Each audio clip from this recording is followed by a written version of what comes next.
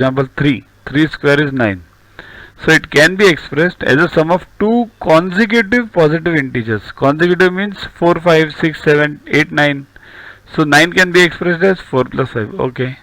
11 square 121 can be expressed as 60 plus 61. Yes, that is also done.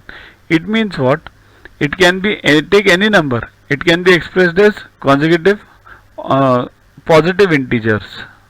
But is this true for even number also? Take the square of say 4. 4 is 16. 16 means, can you express it as 8 plus 9? No. You'll have to express it as 10 plus 6. So it is not consecutive. So this only applies for odd numbers. Next, B. Square of any natural number can be expressed as a sum of successive odd numbers starting from 1. It means any natural number. Any means starting from 1 to you can go up to infinity. Can be expressed as sum of successive odd numbers. Successive odd numbers means 3, 5, 5, 7, 9, 11 like that. Okay. So this statement is false. Why? Let's take an example. 5 square. Any natural number means 5 square 25. Can you express 25 in terms of successive odd numbers? Now successive odd numbers means what? 3, 5, 5, 7, 7, 9, 9, 11, 11, 13.